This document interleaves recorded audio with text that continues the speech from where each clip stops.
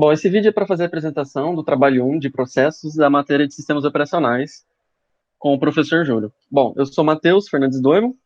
Oi, eu sou o André Baconcel. Oi, eu sou o Diego da Silva Parra.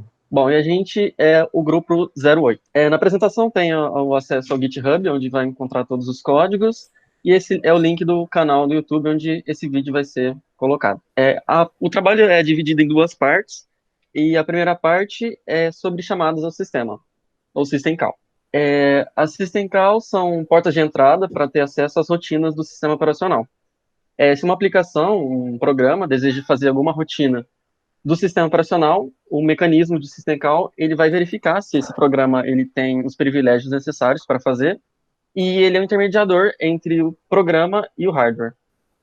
A aplicação, né, o programa, ele vai chamar System Call, né, pelas bibliotecas, e isso vai ativar o núcleo do sistema operacional, que é o kernel, e isso vai conseguir ter acesso ao hardware da máquina, né, que você está trabalhando, né? Aqui nós temos o command trace de um programa que possui somente o main e um return zero. Nós fizemos isso para a gente ter uma comparação com as chamadas iniciais do sistema que quando você executa, ele apresenta. Então, nós vamos ver depois que todas as outras chamadas que a gente vai apresentar, dos processos, memórias, entrada e saída, vão aparecer depois desse map aqui, ó, igual, com o segundo argumento é 75178 igual a zero. Aqui nós temos o strace-c daquele programa vazio. Aqui ele mostra o tempo usado, como também as syscalls chamadas. Bom, os detalhes iniciais, que aí dessa forma a gente obtendo a main em branco, a gente pode analisar os próximos códigos e observar as diferenças entre as chamadas do sistema. Bom, as primeiras chamadas, as syscalls que a gente vai analisar, é de gerenciamento de memória. As syscalls que a gente analisou foi a BRK, a mprotect, mmap e a moonmap. A BRK, ela define o final de segmento de dados com um valor especificado. Então, a gente manda o endereço de memória para a BRK e isso vai ser o final de endereçamento. Ela vai meio que separar o segmento em vários outros segmentos de memória.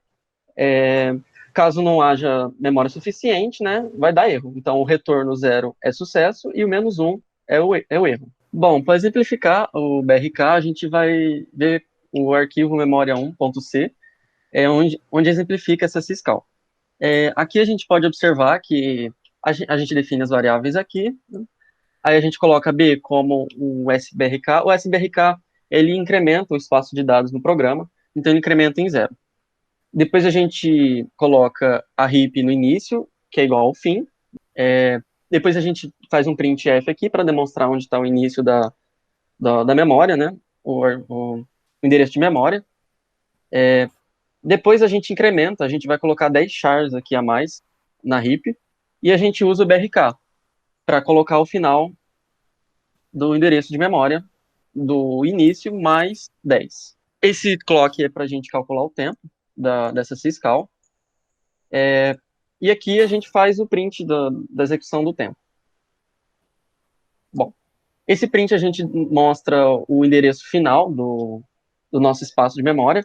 Aqui o comentário explica que a gente tem a heap de início, né? A parte de memória é o heap início. Aí depois a gente vai ter 10 chars aqui, que a gente deu espaço aqui a mais, e a heap final. A gente faz um while aqui para colocar o valor A nos 10 espaços de memória que a gente colocou, a gente alocou, né? Aqui a gente volta o ponteiro para o início, né?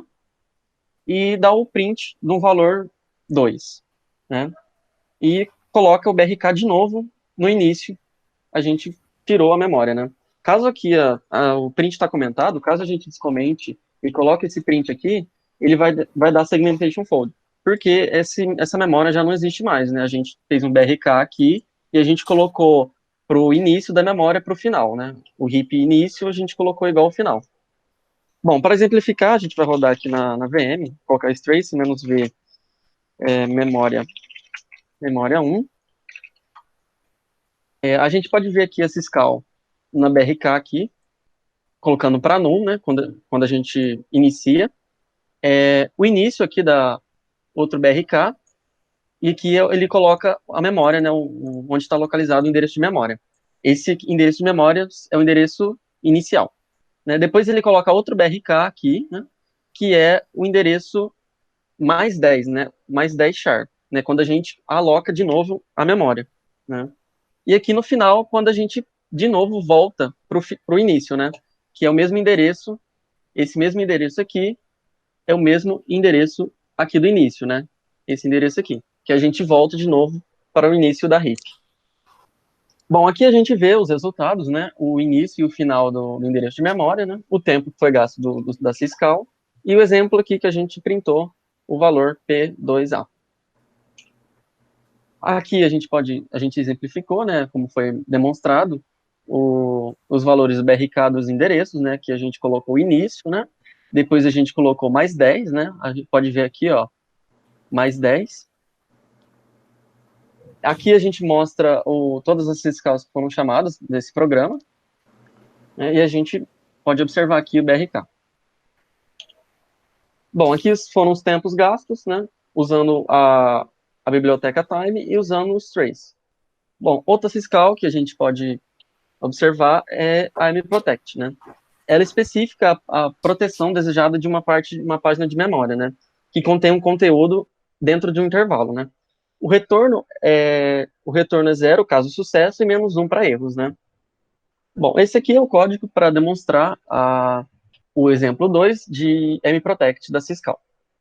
Aqui a gente faz a alocação de 4 páginas de memória, né? Verifica se conseguiu fazer a alocação na memória, né? Aqui ele vai fazer o print do início da região, né, da memória alocada, né? A gente vai proteger a segunda página. Depois a gente vai ter um for aqui que vai escrever nas páginas de memória, nos endereços de memória. Quando ele chegar na segunda página, ele vai dar um erro, ele não vai conseguir escrever, porque a gente usou o mprotect, né? Caso ele não tenha esse mprotect, ele conseguiria chegar aqui nesse printf do loop completo. Mas a gente vai ver no exemplo que ele vai dar um erro antes, né? Ele não vai conseguir printar, ele não vai conseguir fazer esse printf aqui. Bom, rodando o código aqui, a gente pode observar que ele vai dar um erro aqui, né, nessa segmentação de endereço, né, porque ele não conseguiu acessar porque a gente usou a syscall mprotect, né. A gente pode observar aqui que ele vai dar no endereço, esse mesmo endereço que a gente informou aqui no mprotect, né. E a gente informa aqui a quantidade de bytes que a gente quer proteger, né, nosso mapeamento de memória. Bom, aqui a gente vê os resultados do código, né. A gente vê aqui, ó, o início da região, né. O mprotect a gente vai proteger essa região aqui, né. E a gente vê aqui que ele vai dar um erro, né. A gente tentou escrever lá naquele for, só que ele não vai deixar escrever porque a gente protegeu essa área de memória, né. Então ele vai dar o erro aqui, ó, no endereço de memória. E aqui a gente mostra o tempo que gastou no mprotect na biblioteca. Aqui o print das syscalls, né, que a gente observa aqui o mprotect, né, aqui os trace, a gente consegue observar todas as syscalls que foram chamadas, né, e aqui a gente observa a mprotect. Bom, aqui são os tempos com a biblioteca time.h e as trace. Uma outra chamada de sistema é o mmap, né. O mmap é uma primitiva que cria um novo mapeamento de endereço, né, um endereço virtual no processo de chamada, né. Ele retorna um ponteiro, caso dê certo, né? Ele retorna o ponteiro de onde ele criou esse mapeamento, e -1 caso aconteça erro e não consiga fazer a criação do endereço do mapeamento. E o mumap, ele exclui, né, o mapeamento de memória que a gente criou, né? Ele vai deletar toda a memória que a gente criou virtualmente. Ele retorna 0, caso sucesso, e -1 para erros. Bom, para exemplificar, a gente usa o arquivo memória 3.c, né? Aqui a gente vai abrir um arquivo só para a gente pegar uns dados, né, nesse arquivo mmap.txt. Aí aqui a gente vai chamar a chamada de sistema e a gente vai criar um endereçamento de memória virtual, né? E a gente vai colocar os dados que a gente leu aqui do arquivo aqui no mmap. A gente vai colocar todos esses dados aqui. Aqui ele verifica caso deu certo ou caso aconteça erro, né? Caso ele não tenha conseguido fazer a alocação, né, o endereçamento de memória. E aqui a gente faz um map, que exclui o mapeamento no intervalo que a gente fez anteriormente aqui no map. A gente vai excluir o mapeamento. E aqui ele verifica se houve sucesso ou não na exclusão do mapeamento no intervalo de endereço de memória. Bom, aqui a gente vai executar o programa. Aqui a gente observa o mmap, né, que a gente fez uma leitura de 1000 caracteres, né, no nosso arquivo mmap, né. Então aqui a gente consegue observar a chamada de sistema e o mumap, que a gente deletou esse mapeamento, né, a gente usou aqui essa syscall para excluir o mapeamento que a gente fez aqui em cima. Aqui ele retorna o endereço de memória, né, e aqui ele vai excluir esse endereço de memória aqui, ele vai excluir 1000, né. Aqui a gente vê o código executado, né, a gente vê o tempo de execução do mmap e do mumap, né. Aqui, como foi demonstrado, a chamada sistema do mumap, né, e o mmap e mumap, né, a gente vê aqui o endereço de memória que ele alocou, né, que ele fez um mapeamento virtual, e aqui onde ele excluiu, né, o meu endereço.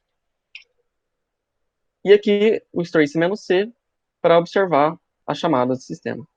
Aqui a gente observa o tempo com a biblioteca "-h" e usando o strace. A partir de agora, faremos uma análise das chamadas de sistemas relacionadas ao gerenciamento de processo. As chamadas utilizadas nos exemplos a seguir foram fork, wait, getPid e getppid. A chamada fork, também apontada como clone nos exemplos a seguir, retorna o valor 0 para o processo filho e o identificador do processo filho para o processo pai. Em caso de erros, ela retorna -1. Ela é a única chamada que possibilita a criação de um processo na base Unix. A vantagem de compartilhar o mesmo código é que o filho mantém uma cópia dos segmentos de dados do pai. Por isso, qualquer alteração feita no filho não afeta os dados do pai. Nesse primeiro código, chamado processo 1, nós iniciamos com a variável de identificador do processo, que é a P, e a variável para a contagem do tempo. Iniciamos a contagem e logo em seguida fazemos a criação do processo com a chamada fork. E em seguida exibimos o tempo que foi utilizado para a execução do processo acima. E abaixo conseguimos retornar o identificador do processo encontrado. Agora faremos a execução do código citado anteriormente com o comando strace. Com os resultados obtidos, podemos ver que a chamada fork, aqui citada como clone, funcionou como esperado, retornando o identificador do processo que a invocou. Aqui temos a execução do código na linguagem C, onde ele retornou o tempo de execução da chamada fork e o identificador do processo invocador. Aqui temos também o detalhe dos processos, já anteriormente citados, com a função fork, também citada como clone, retornando o identificador do processo que a invocou. Utilizando agora o comando strace, -c, temos todas as chamadas utilizadas também na execução desse processo. E a chamada clone ou fork foi requisitada uma única vez, como o detalhe dos processos já informou. Aqui temos a coleta dos tempos da syscall, fork clone, na time.h e no comando strace. Agora falaremos um pouco sobre a chamada wait. Ela retorna o identificador do processo morto, em caso de sucesso, ou -1 para caso de erro. Ela suspende a execução do processo invocador até a morte do processo filho. Caso o processo filho já esteja morto, ela retorna imediatamente. Aqui temos a demonstração da função wait a partir do código processo2.c. Iniciamos com a criação do processo com seu identificador e a variável para a contagem do tempo. Caso exista erro no processo, temos o tratamento para o erro. Se a variável do processo tiver valor 0, quer dizer que estamos tratando do processo filho. Dentro dele, iniciamos a contagem do tempo, utilizamos a função sleep para pausar a execução do programa por um determinado tempo, no caso 3 segundos. Calculamos o tempo necessário, calculamos o tempo de espera e exibimos na tela. Caso estejamos falando do processo pai, a variável p tem um valor positivo.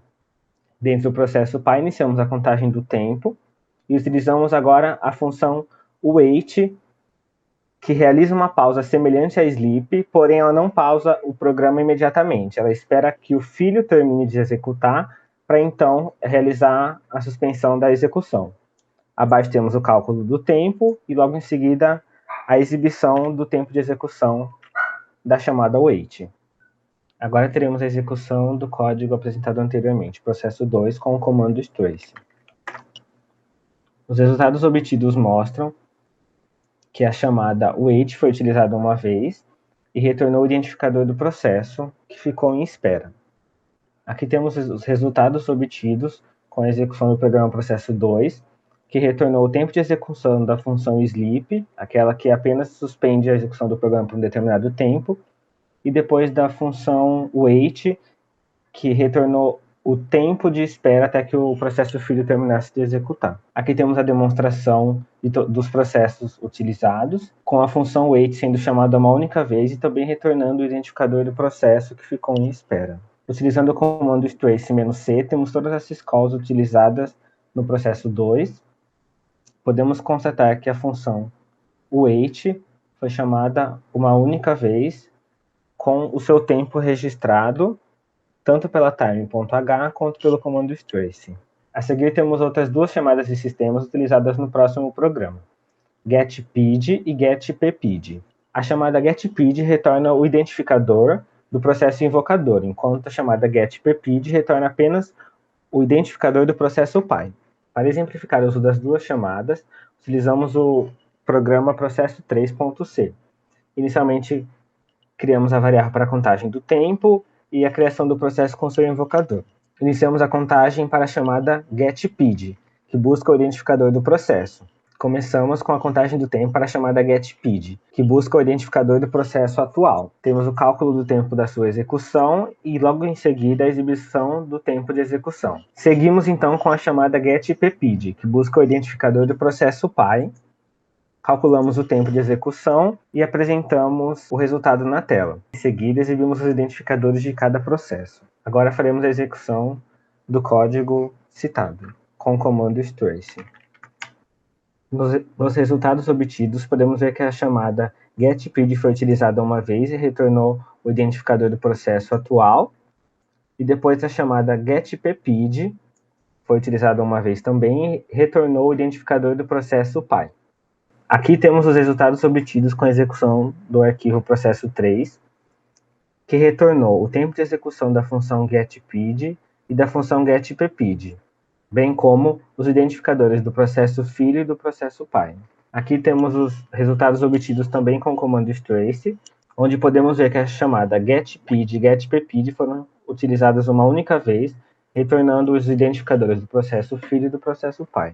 Agora, com o comando trace-c, temos a listagem de todas as chamadas utilizadas no programa anterior, com a chamada getPid e getPpid utilizadas uma única vez, com a contagem do tempo também realizada pelo comando trace. Aqui temos a exibição do tempo retornado pela biblioteca time.h e pelo comando trace para o código. Bom, agora eu vou falar do gerenciamento de entrada e saída e arquivo.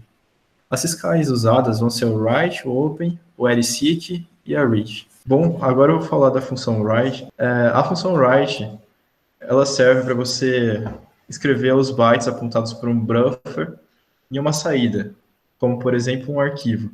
Nela você tem que especificar o ponteiro e o tamanho dos dados em bytes. No primeiro exemplo, o entrada, saída, arquivo 1, nós temos a write aqui. Essa constante é para ele printar no terminal. E lá a gente vai printar o Hello World, e aqui o tamanho dos bytes, que é 12, que corresponde ao número de caracteres aqui.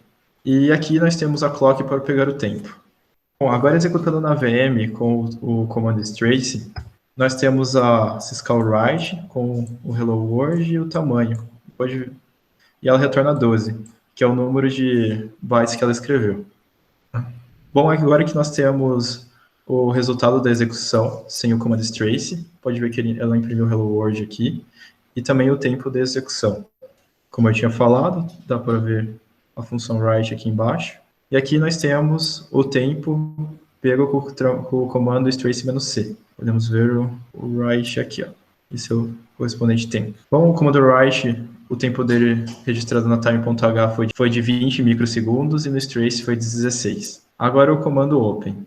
O comando open serve para abertura ou criação de um arquivo, sendo que os argumentos são, o primeiro, o nome do arquivo e o segundo, o modo que ele vai ser aberto. ele retorna o descritor do arquivo ou -1 caso tenha acontecido algum erro. Bom, aqui temos o código do exemplo 2. Aqui foi declarado o descritor do arquivo, que chamamos de fd, e aqui usamos a função open. No caso, o nome do arquivo, o modo que gostaríamos de abrir. Aqui printamos o tempo dela, e se verifica se houve algum erro ou não. Se houve, ele vai informar depois lá no terminal. E aqui a gente escreve no arquivo.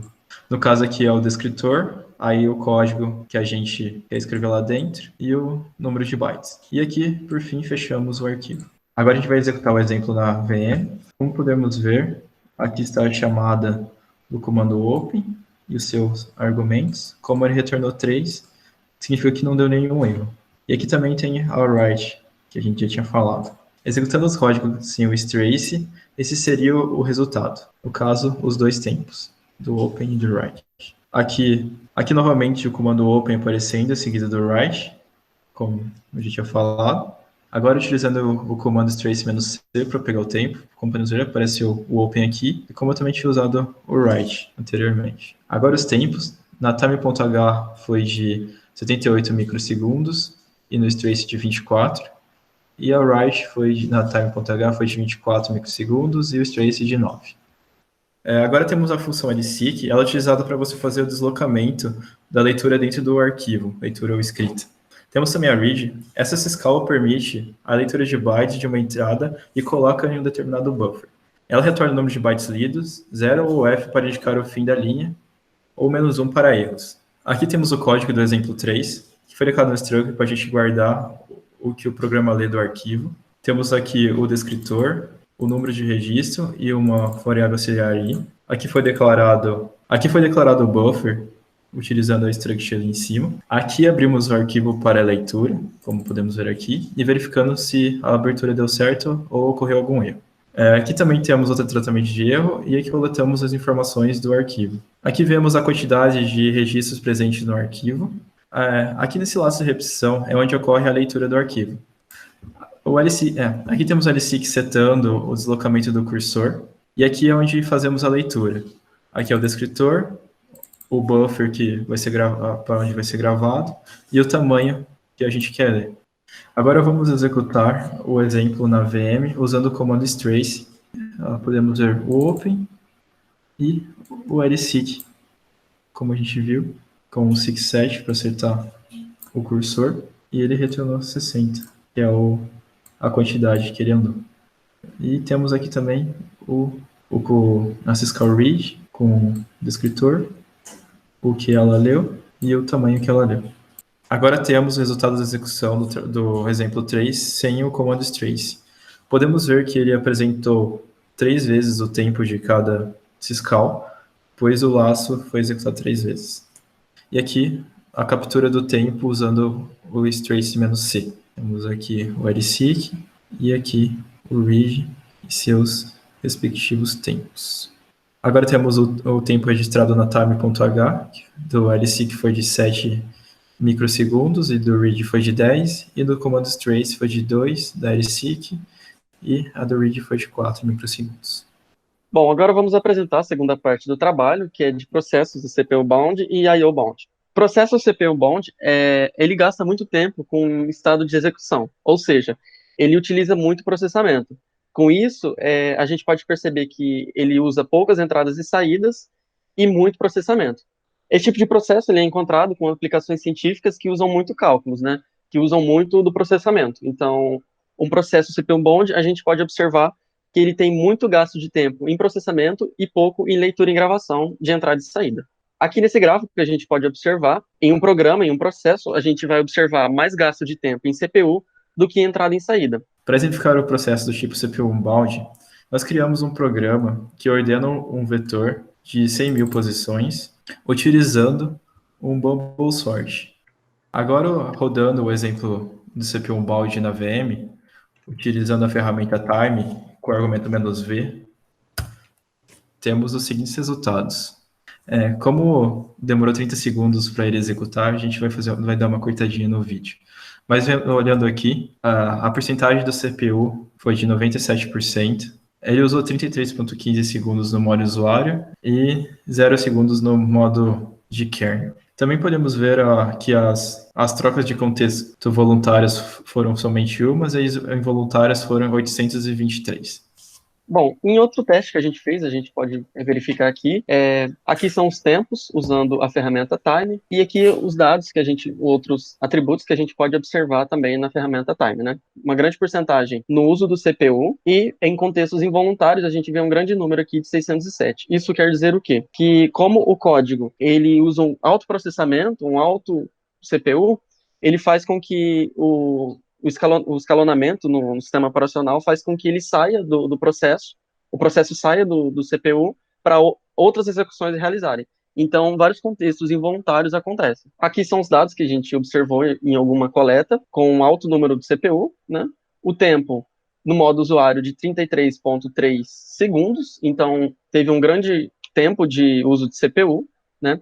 Em contexto voluntário teve uma troca, e de troca de contextos involuntários 607. Isso demonstra que o processo foi um CPU bound, né? A gente observa que teve um alto índice de uso do CPU. Iniciaremos agora uma análise dos processos do tipo I/O bound. A principal característica desse tipo de processo é gastar a maior parte do seu tempo no estado de espera, ou seja, dependendo da entrada e saída de novos dados. Com isso, ele requer um gasto muito menor de processamento da CPU. Ele pode ser encontrado, por exemplo, em aplicações comerciais que se baseiam em leitura, processamento e gravação de dados.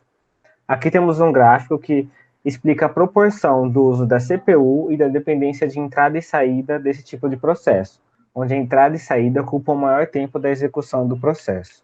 Podemos usar o seguinte código para exemplificar o funcionamento de um processo do tipo I/O bound. Temos um arquivo de texto chamado read.txt e faremos a leitura de 1 MB do arquivo. Criamos o buffer para ler o arquivo e o ponteiro para receber o descritor do arquivo. Abrimos o arquivo, realizamos o tratamento para casos de erro. Nesse laço, executamos a leitura de todo o arquivo e depois apresentamos na tela. Em seguida, realizamos o fechamento do arquivo. Agora, utilizando a VM, executaremos o programa utilizando a função time. Ela nos retorna um tempo muito pequeno, como já era esperado. Agora utilizaremos a time-v, também executando o mesmo código para nova aquisição de dados. Os resultados obtidos mostram um uso muito pequeno da CPU, bem como um tempo zero para o modo usuário. Além disso, temos um número muito alto, quando comparado ao CPU bound, para as trocas voluntárias, que mostram que o processo saiu da fila de execução várias vezes, em decorrência da dependência de entrada e saída de novos dados. Aqui temos outro exemplo da execução dos códigos citados anteriormente, com os tempos e uso de CPU, bem como trocas voluntárias. Aqui temos uma análise do processo do tipo I/O bound. A maior parte do seu tempo foi designada ao modo kernel, ou seja, a dependência de entrada e saída de novos dados. Com isso, o uso da CPU foi muito menor comparado ao processo CPU bound, e a troca de contexto voluntárias foi extremamente maior, pois o processo, estando na fila, dependendo da entrada de novos dados, teve que sair muito mais vezes do que um processo do tipo CPU. E esse foi o trabalho 1 de sistemas operacionais, do trabalho de processos. Bom, e todos os códigos apresentados aqui estão no GitHub. O link está na descrição do vídeo. Para mais informações também, o link está na descrição. Obrigado.